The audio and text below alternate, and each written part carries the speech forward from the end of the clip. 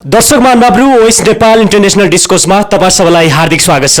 आज हामी विशेष गरेर राजनीतिक इस्युका विषयमा मात्रै कुराकानी गर्न गइरहेका छौँ। तपाईँलाई थाहा छ स्थानीय तहको चुनाव वैशाख 30 का लागि तय भइसकेको छ र अहिले राप्रपाको एउटा क्रेज बढ्दो छ भनेर एक थरीले भनिरहेका छन् भने अर्को थरीले यो चाहिँ क्रेज मात्र स्थानीय लोकल इलेक्सन सम्मको लागि मात्रै हो भन्ने पनि एउटा किसिमको जमातको धारणा रहेको छ। आज हामीसँग पूर्व डिएसपी त्यसै गरी राप्रपाकै नेता कृष्ण प्रसाद शर्माजी हुनुहुन्छ। तपाईँलाई कार्यक्रम स्वागत। धन्यवाद। जय जननी जय मातृ। हजुर, जस्तो कृष्ण शर्माजी होइन, अहिले एउटा किसिमको प्रश्नहरू त अब धेरै छन् तपाईँको पार्टीप्रति पनि, सकारात्मक पक्ष पनि छन्, नकारात्मक पक्ष पनि छन् र त्यसको डिफेन्स कसरी गर्ने भनेर मिडियामा एउटा किसिमको तपाईँ पटक पटक बोलिरहेको पात्र पनि हो होइन। र एकाएक हिजोका दिनमा गणतन्त्रको पक्षमा वकालत गर्ने पूर्व डिएसपीको तपाईँले एउटा किसिमको जुन मान्यता पाउनु भएको छ त्यो आफ्ना विचार राख्दै आउनु भएको छ। आज तपाईँ राप्रपा हुनुहुन्छ, किन? अत्यन्त राम्रो प्रश्न गर्नुभयो। सर्वप्रथम प्रश्नको लागि यहाँलाई म हार्दिक धन्यवाद दिन चाहन्छु। समय, परिस्थिति, बाध्यता, स्थिति, राजनीतिक अवस्था, देशको चाहिँ यो हरेक कालखण्डमा देशका नेतृत्वहरूले गरेको चाहिँ विकृति, विसङ्गति, चरम भ्रष्टाचार, देशद्रोहन होइन, देशलाई नै लिलाम गर्न लागेका विभिन्न चाहिँ के भन्दा विगतमा चाहिँ राष्ट्रघाती सम्झौता गरेका, राष्ट्रका जनताहरूको मान मर्दनमा आँच पुर्याएका, राष्ट्र मातृभूमिप्रति के भन्दा मातृभूमिको अस्तित्व नै समाप्त गर्ने दिशामा यिनीहरू पुगे। त्योभन्दा पहिला ठिक छ, देशमा के भन्दाखेरि गणतन्त्र भनेको अब्बल तन्त्र पनि हो होइन, यो चाहिँ नि जनताद्वारा शासन गर्ने एउटा व्यवस्था पनि हो। यो व्यवस्थाको हामी विरोधमा थिएनौँ, तथापि हामीले के भन्दाखेरि केही गर्छन् भनेर अब तपाईँले जनआन्दोलनका कुरा निकाल्नुहोस् या जनयुद्धका कुरा निकाल्नुहोस्, तराई आन्दोलनका कुरा निकाल्नुहोस् होइन, विद्यार्थी सङ्गठनका आन्दोलनका कुराहरू निकाल्नुहोस्, यावत कुराहरूमा हामीले विशेषतः सूक्ष्म रूपमा अध्ययन गर्दै गयौँ। अध्ययनको क्रममा गणतन्त्र चाहिँ के भन्दाखेरि तपाईँको गले फाँसो तन्त्र भयो। जनताको रगत चुस्ने र जनतालाई के भन्दाखेरि जनताको मानहानि गर्ने र राष्ट्रलाई दोहन गर्ने र देशमा न समृद्धि भयो न विकास भयो।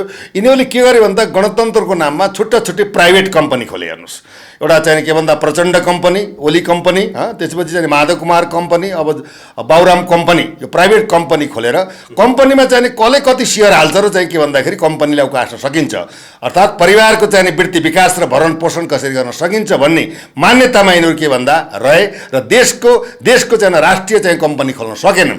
त्यसैले पटक पटक यिनले गरेका चाहिँ सन्धि सम्झौता र चाहिँ राष्ट्रघाती चाहिँ देशद्रोही सम्झौता गरेर राष्ट्रलाई नै विलिन गर्ने अवस्थामा पुगे र यिनीहरूबाट चाहिँ पटक पटक प्रधानमन्त्री भए, पटक पटक राष्ट्रपति भए, पटक पटक लाभको पदमा बसे र जनताले के पाए, गणतन्त्रबाट पटक पटक अहिलेको जो राप्रपाकै अध्यक्ष हुनुहुन्छ राजेन्द्र लिङदेलज्यू पनि पटक पटक सांसद हुनुभयो होइन। तपाईँले भन्नुभयो गणतन्त्रको कुरा पनि तपाईँले यहाँ उठाउनु भयो, गणतन्त्र यो गाँडो भयो होइन, तर यही गणतन्त्र यही सङ्घीयतामाथि टेकेर तपाईँ चुनावमा होमिनु भएको छ।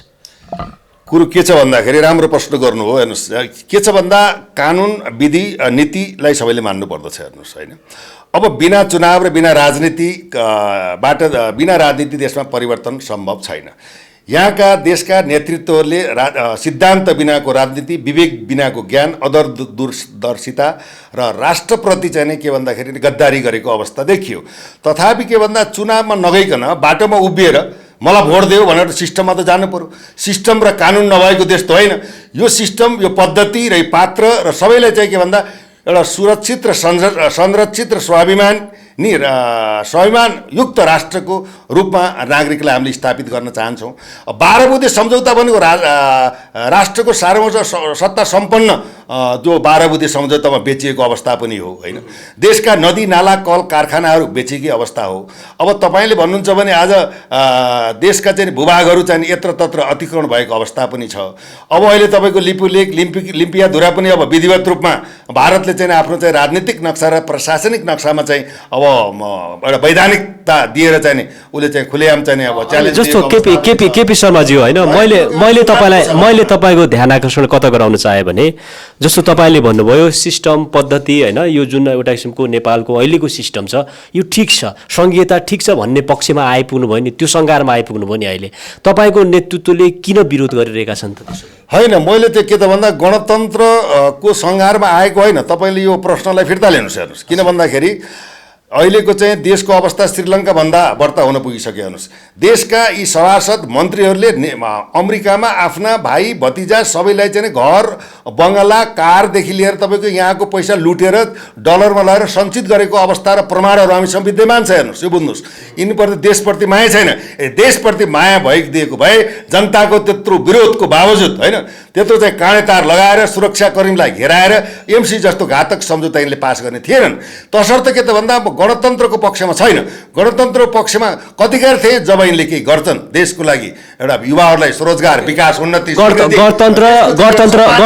हिसाबमा के भन्दा यिनीहरूको चाहिँ जुन क्रियाकलापको कुकर्म कुशासनको कारणले के त भन्दाखेरि हाम्रो नेतृत्वले विरोध गरेको होइन नेतृत्वले के पद पाएको छ अहिले चाहिँ झापाको 3 नम्बर क्षेत्रमा गएर हेर्नुहोस् त्यहाँ 10 क्लास 12 कक्षासम्म फ्री छ मतलब स्वास्थ्य शिक्षा होइन देखि यावत कुराहरू त्यहाँ बाटाघाटा कस्तो भएको छ त्यहाँ गएर हेर्नुहोस् यो म अहिलेको चाहिँ नि एउटा नवउदय केपी शर्माजी होइन तपाईँ नेपाल राष्ट्रको सेवा गरेको एउटा राष्ट्र सेवक व्यक्तित्व हो के होइन भन्नु त राष्ट्रलाई बचाउन चाहन्छ बिगार्न चाहन्छ अब राष्ट्र सेवक त जवाबदेही हुनुपर्ने राष्ट्र सेवक भएर मैले अनुभव गरेको छु कसरी मन्त्री बन्छन् कसरी सभासद बन्छन् कसरी मेयर बन्छन् आफ्नो पार्टीका कार्यकर्ताबाट कसरी पैसा खान्छन् यावत कुरा मैले अनुसन्धान गरेँ अब राजा राष्ट्र सेवक भएको हुनाले यो राष्ट्रलाई बचाउन चाहन्छु त्यसैले म रोड र चाहिँ के भन्दा चाहिँ मैदानमा उत्रेको चाहिँ व्यक्ति पनि हो निर्मल निवासमा रहेका पूर्व राजा ज्ञानेन्द्र शाह लगायतको जो सहपरिवार छ उहाँहरूलाई नारायण हिटीमा ल्याउने तपाईँहरूको अवश्य मुख्य यो सम्भव छ जस्तो 62-63 को जनआन्दोलन अगाडि जाँदै राम्रो कुरा गर्नुभयो कुरो के छ भन्दा नबुझेको कुरा यहाँ छ हेर्नुहोस् आज चाहिँ के भन्दा एउटा इथिक्स हुन्छ परम्परा हुन्छ वंश हुन्छ उसको योगदान हुन्छ त्याग हुन्छ तपस्या हुन्छ रणनीति हुन्छ आज चाहिँ के भन्दा शाहवंशीय राजाले यो देशलाई कहाँ बेचे कहाँ उनीहरूले बलात्कार गरे कहाँ भ्रष्टाचार गरे त्यो उनीहरूले चाहिँ के भन्दा राजाले बोल्यो ठिकै छ अरू जनताको नासो जनतालाई दियो भनेर जङ्गलमा गएर चाहिँ जोगी बनेर बस्नु पनि चाहे तर के भयो त भन्दा उसले चाहे अनुसारको नेपाल बनेन नेपाली जनताले सुख पाएनन् करोडौँ युवाहरू बेचे उनीहरूले चाहिँ विदेशी समृद्धि र विकासको लागि रगत र पसिना बगाए दिनको चाहिँ 5-10 चाहिँ बाकस चाहिँ यहाँ अन्तर्राष्ट्रिय विमानस्थलमा आउँछन् यो देशका युवालाई बेच्न आएको संस्था यो चाहिँ गणतन्त्र हो यो चाहिँ यो गणतन्त्र आयातित धर्म आयातित विचार आयातित सिद्धान्त आयातित चाहिँ यो चाहिँ सांस्कृतिक मान्यतालाई किमार्थ मान्ने छैन त्यो उनीहरू राजा आउनुको अर्थ मान्छेले बुझ्नु के पर्यो भन्दाखेरि एउटा वंश अरू तपाईँ हामी राजा बन्न सक्दैनौँ वंश इतिहास राजा महेन्द्रले कति विकास गरे त्यसलाई हेर्नुहोस् मैले भन्न पर्दैन उनले बनाएका बाटाघाटा अब भनौँ उद्योग कल कारखाना प्रज्ञा प्रतिष्ठान 75 जिल्लामा चाहिँ औद्योगिक क्षेत्र यावत पूर्व पश्चिम राजमार्ग अनगिन्ती विकास गरे 10 वर्षको दौरानमा भने त्यस्तो एउटा राजकुलको एउटा वंशजलाई दरबारमा ल्याएर राख्ने हो ए चाहिँ एउटा के भन्दा एउटा सम्मानित राज भनौँ संवैधानिक राज संस्था र संवैधानिक राजतन्त्र राख्ने हो प्रजातन्त्र राजतन्त्र सहितको प्रजातन्त्र पार्टीको मान्यता होइन प्रजातन्त्र हो ठाउँमा राजा गएर बस्ने हो अहिलेको राष्ट्रपति बाहिर निस्कँदा 10 करोड खर्च हुन्छ राजा चाहिँ त्यहाँ दरबारमा गएर बस्दा त्यति पैसा दिन पर्दैन राजा स्वयं चाहिँ के भन्दा एउटा धनाढ्य व्यापारी पनि हुन् त्यो उनीहरूले त्यसमा चिन्ता गर्नु आवश्यक छैन राजतन्त्र होइन राजा सहितको प्रजातन्त्र हामीले ल्याउँछौँ किन ल्याउँछौँ हामीले यिनीहरूलाई मौका दिउँ टाइम दिउँ समय दिउँ भत्ता दिउँ कुर्सी दिउँ सारा शक्ति दिउँ सारा लुटेर खाएर चाहिँ देशलाई हरिकङ्गाल बनाए श्रीलङ्का भन्दा पनि बर्बाद पारिसके देशको धर्म गयो संस्कृति गयो सारा चाहिँ तपाईँको स्वाभिमान गयो युवाहरू चाहिँ विदेशमा गएर चाहिँ प्राण त्याग गरे भने आज चाहिँ राजालाई सम्मानित गरेर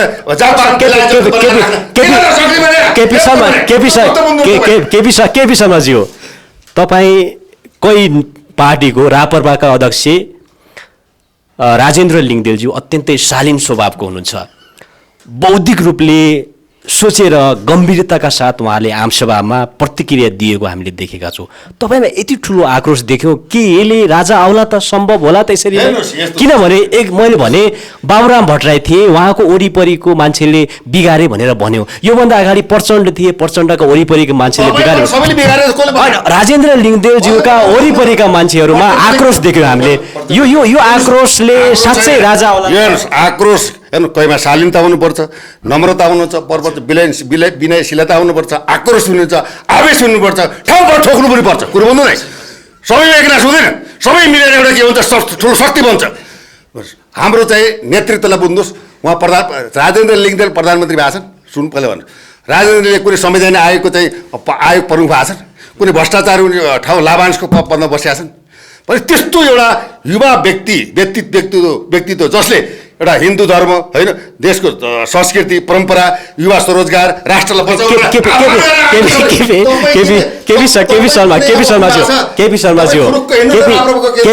केपी शर्माज्यू म एकदमै, किनभने हामी चाहन्छौँ इकोनोमिक डेभलपमेन्ट एन्ड प्रस्पेरिटी त्यो एउटा कमन एजेन्डा हो। This is the common agenda of each and every parties होइन। इभन तपाईँको पार्टी राप्रपाको पनि यही एजेन्डा होस्, देश समृद्ध होस्, मुहार परिवर्तन होस्, बेरोजगारीताको अन्त्य होस्। तर मैले अलि यहाँनिर तपाईँबाटै म स्पष्ट होस् भन्न चाहन्छु। तपाईँले भन्नुभयो राजेन्द्र लिङदेवज्यू कुनै पनि त्यस्तो पोजिसनमा जानु पाउनु भएन, अवसर पाउनु भएन भन्नुभयो। ओके, कमल थापाज्यू योभन्दा अगाडि एकैछिन, कपाल थापा थियो योभन्दा अगाडि उहाँ परराष्ट्र मन्त्री भइसकेको, उप प्रधानमन्त्री भइसकेको मान्छे, सरकारको नेतृत्व गरेर राप्रपाले नै तपाईँको राप्रपाकै नेतृत्वले अमेरिका पुगेर यो उत्कृष्ट संविधान हो, यो उत्कृष्ट चाहिँ व्यवस्था हो भनेर भनेको कुरा हिजोको दिनमा हो। अहिले दुईटा घर छ राप्रपाकै दुईटा। मैले तपाईँलाई यहाँनिर के भने तपाईँको पार्टीभित्रै एउटा किसिमको च्यालेन्ज छ होइन। यसलाई पहिला यो जुन मैले अहिले भन्नु खोजेँ, कमल थापा एकातिर हुनुहुन्छ, राजेन्द्र लिङदेवज्यू अर्कोतिर हुनुहुन्छ। तपाईँ राप्रपा दुईटा घर छन् राप्रपाको, मान्छेलाई कन्फ्युज भयो नि त। जस्तो कमल थापाज्यूले भन्नुभयो राजतन्त्र सम्भव छैन अबको दिनमा। अब तपाईँले कस्तो कुरो बुझ्नु भने पहिला बुझ्नुहोस्। यो कुरो नबुझिकन तपाईँले क्वेसन गर्नु चाहिँ हेर्नुहोस्। कमल थापा भने तत्कालीन अध्यक्ष हो नि होइन? त्यो त्यही तत्कालीन अध्यक्षले देशको चाहिँ के भन्दा धर्म, संस्कृति, मर्यादा होइन, आफ्नो चाहिँ सम्मान, इज्जत, प्रतिष्ठा, गाई, धर्म सबै बेचेर गीताको कसम खाएर मैले पार्टी फोड्दैन भनेर जनतामाझ प्रतिबद्धता जनाएको कमल थापा आज चाहिँ सत्ता नपाएर के निर्मल निवासको चाहिँ राजाले आएर भोट हाल्नुपर्छ कि त्यो राजा निर्मल निवासले हरायो भन्दै पागल भएर हिँडिरहेको अवस्था हो। पनि यस्तो चाहिँ नि के भन्दा यो अवसरवादी चाहिँ यो भनौँ भ्रष्टाचारी, यो धर्म बेचेर, गाई बेचेर, पदमा पुगेर लुटेर यस्तो चाहिँ भरौटे यो अवसरवादी चाहिँ नि फटाइग्रो हो। अहिले चाहिँ मरौँ कि बाँचौँ भनेर काजी साहबको पगरी गएर राप्रपाबाट चाहिँ बहिर्गमन गएर अर्को पार्टीको अध्यक्ष बनेका छन्। त्यो हुनाले त्यही कमल थापा मात्रै यो राष्ट्रिय प्रजातन्त्र पार्टी हुन्थ्यो भने हामी कुनै पनि हालतमा यो पार्टीमा स्वीकार भएर हामीले समर्थन गर्ने थिएनौँ। यो कुरो बुझ्नुहोस्। त्यो हुनाले त्यो अवसरवादी चरित्र के भन्दाखेरि अब ताल परे तेवारी न त गोतामे भन्ने खालको चाहिने होइन रणनीति गर्यो, जसले बनायो, जसले चाँदीको थालमा उसलाई भात खायो त्यसैमा हाँची गरेर हिँड्ने त्यस्ता अपराधीको कुरा यहाँ किन गर्नुहुन्छ? यो त राष्ट्रिय प्रजातन्त्र पार्टी भनेको त देशको पार्टी हो, जनताको पार्टी हो। धर्म चाहन्छ, संस्कृति चाहन्छ, इज्जत चाहन्छ, देशलाई सुरक्षित समृद्धि गर्न चाहन्छ। तपाईँ जस्ता युवाहरूलाई देशको बागडोर सम्हाल्नको लागि आह्वान गर्दछ। युवाहरूले छिची गर्ने होइन, देशको राजनीतिमा चाहिँ के भन्दाखेरि एकदम हस्तक्षेपकारी भूमिका खेलेर आफ्नो अधिकार सुनिश्चित गर्नको लागि तपाईँ जस्तो टिभीमा मात्रै होइन, सञ्चारमा मात्रै होइन, देशको लिडिङ पोइन्टमा आउनुपर्छ भनेर पटक पटक भनेका छौँ। खोइ तपाईँको बुद्धि फिरे जस्तो केपी शर्माज्यू होइन। अहिले हामी अन्य पार्टीका नेतृत्वहरूले र ती नेताहरूले काम गरेनन्, देशको समृद्धि भएन, गरेनन् सबै एउटा किसिमको जनतामा निराशा, त्यो सत्य कुरा। यहाँनिर एउटा किसिमको विश्वासको वातावरण के मान्छेले प्रश्न गरिरहेका छन्, राप्रपा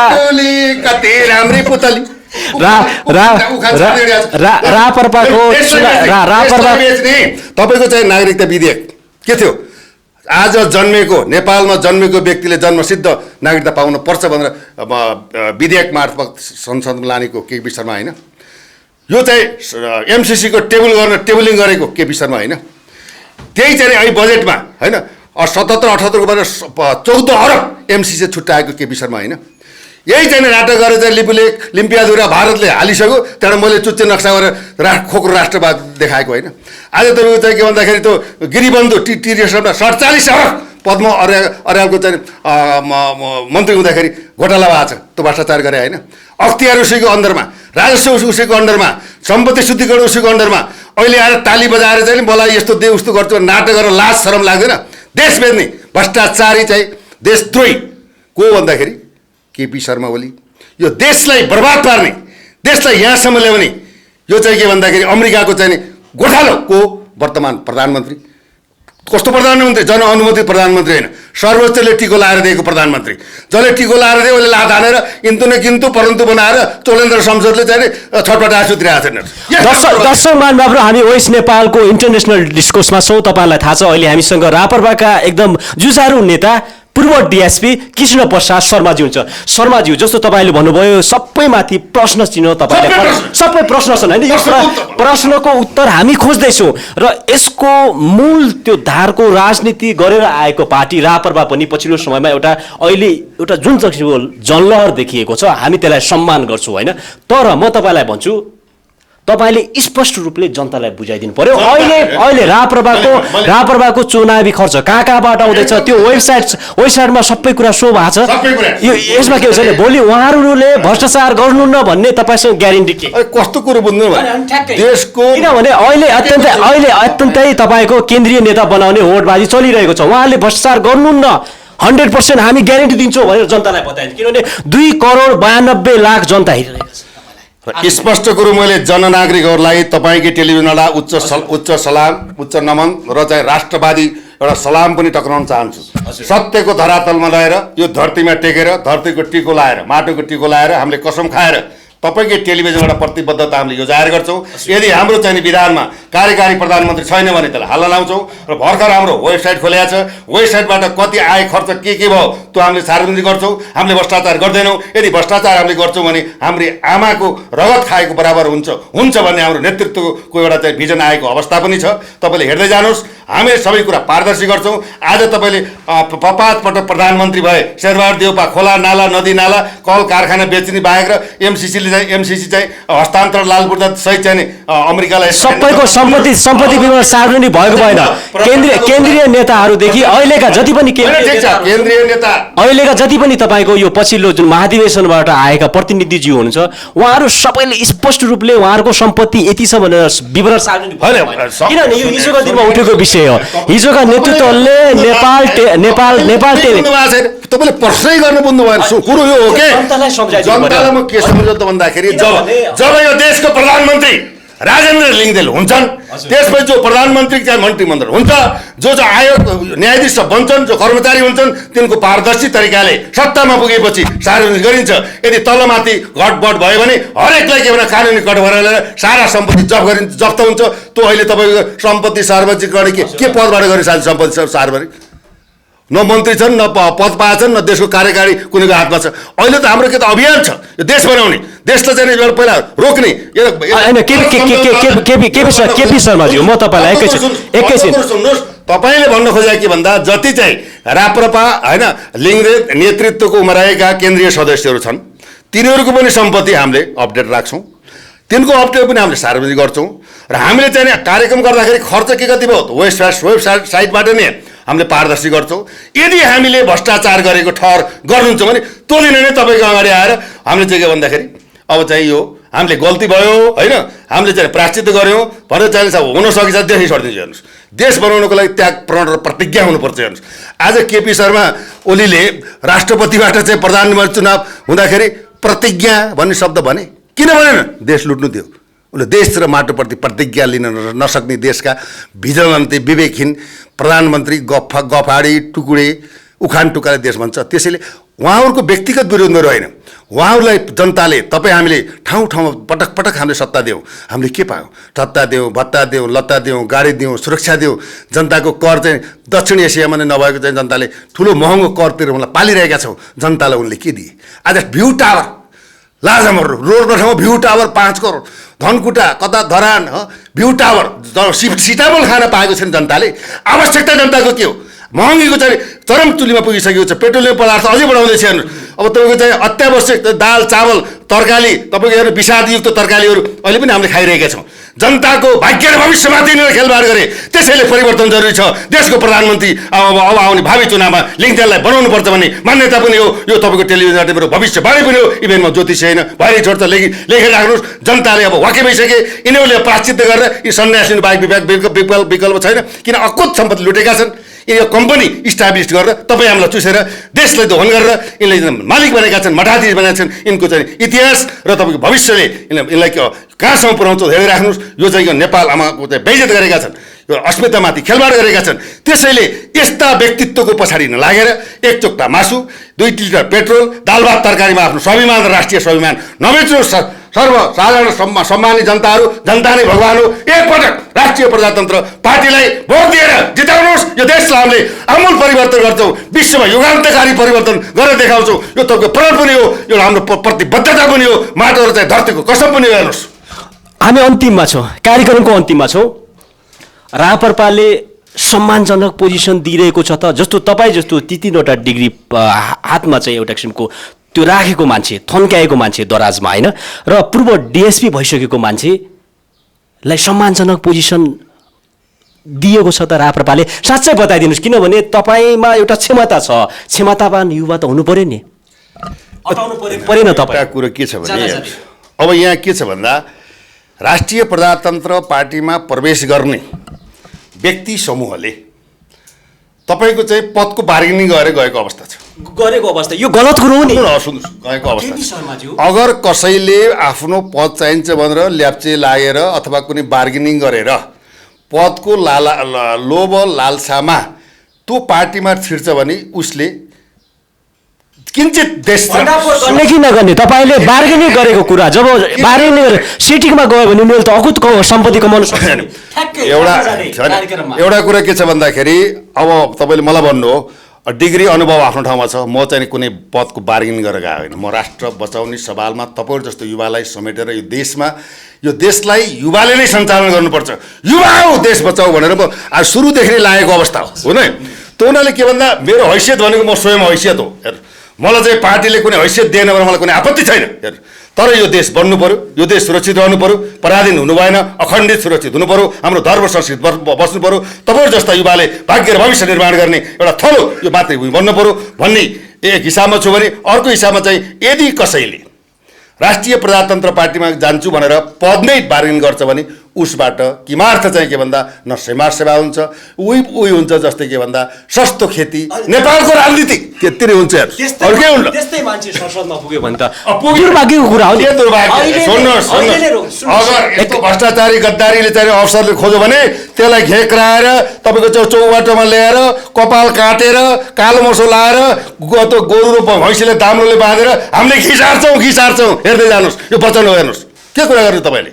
ओके, महत्त्वपूर्ण समयका लागि धेरै धेरै धन्यवाद। मैले के भन्छु होला, अब तपाईँले यो अवसर दिनु गएकोमा तपाईँ एउटा जाजल्यमान धारा पनि हो। आज जापानमा बसेर जाने वेस्ट नेपालको डाइरेक्टर भएर संसारलाई तपाईँले नेपालको युवाको यो चेहराले परिचय दिनुभएको छ। यस्तो व्यक्तित्व नेतृत्व यो टेलिभिजनमा हुनुपर्छ। तर राष्ट्रिय प्रजातन्त्रमा आउनको लागि तपाईँलाई विशेष रूपमा मैले आह्वान गर्छु। नम्बर 1। नम्बर 2, पर्सि अनि भोलि शुक्रबार टुँडीखेल खुला मञ्चमा आम सभा भइरहेको छ। राष्ट्रिय प्रजातन्त्र पार्टीको देशलाई बचाउने सवालमा, राष्ट्रलाई एउटा के भन्दा गतिशील उन्नतिशील प्रगतिशील गर्ने सवालमा सम्पूर्ण उपत्यकावासी 77 जिल्लाका व्यक्तित्व नेतृत्वहरूले एक दिनको लागि के भन्दा पसलमा, घरमा, अब चुलोमा तालचा लगाएर यो राष्ट्रिय अभियानमा, राष्ट्रियमा यज्ञमा उपस्थित हुनको लागि सबैलाई तपाईँको टेलिभिजनद्वारा हार्दिक अनुरोध तथा चुले निम्तो टक्राउँछु। धन्यवाद, नमस्कार, जय जननी। एकैछिन एउटा छुटेको प्रश्न, केपी शर्मा ओलीज्यूसँग तपाईँको पार्टी मिलेर जाँदैछ? केपी शर्मा ओली नमिल्ने उपाय छैन। किन उपाय छैन भन्दा यो चाहिँ गणतन्त्र चाहिँ के भन्दा यो बैलगाडी जस्तो भइसक्यो भनेकै छन्। उनी नआयो त उपाय छैन। त्यही हाम्रो राष्ट्रिय प्रजातन्त्र पार्टीमा आउँछ भने त स्वागत छ। प्रचण्ड आऊ, बाबुराम भट्टराई आऊ, अब चाहिँ केपी ओली आऊ, सबै आएर मिलेर देश बनाऊ न। किन यो खुद्रा पसल खुद्रा कम्पनी थप्ने, राष्ट्रिय कम्पनी तयार गरेर देशलाई बनाऊ न। हो स्वागत छ नि। राम्रो कार्यक्रम गर्दाखेरि त चट्टानी प्रधानमन्त्री भने पटक उखान टुक्का एउटा भन्छन्। जनतालाई एउटा कुरा गर्छन्, आफ्नो चाहिँ टुटे फुटे भ्रष्टाचारी कार्यकर्तालाई जस्तै विष्णु पौडेल, गोकुल बास्कोटा यस्तालाई संरक्षण गर्छन्। उनी सुध्रेर आउँछन् भने त स्वागत छ। केपी ओलीलाई धन्यवाद दिन चाहन्छौँ नि हामीले, उनलाई सम्मान छ। वेलकम टु राष्ट्रिय प्रजातन्त्र पार्टी भनेकै छ त, ठिक छ नि, के छ। थ्याङ्क यू सो मच दर्शक महानुभावहरू, आजको यो इन्टरनेसनल डिस्कोर्स कस्तो लाग्यो तपाईँहरूको प्रतिक्रिया पनि चाहिन्छ। त्यसका लागि तपाईँहरूले voiceNepal@gmail.com र त्यसै गरी याजबी ताम्रका .voiceNepal@gmail.com मा पठाउन सक्नुहुनेछ। voice नेपालको केन्द्रीय कार्यालय क्यालिफोर्निया र त्यसै गरी हाम्रो दोस्रो केन्द्रीय कार्यालय नामनगर काठमाडौँ हो। voice नेपाल हेर्दै गर्नुहोला। Thank you so much.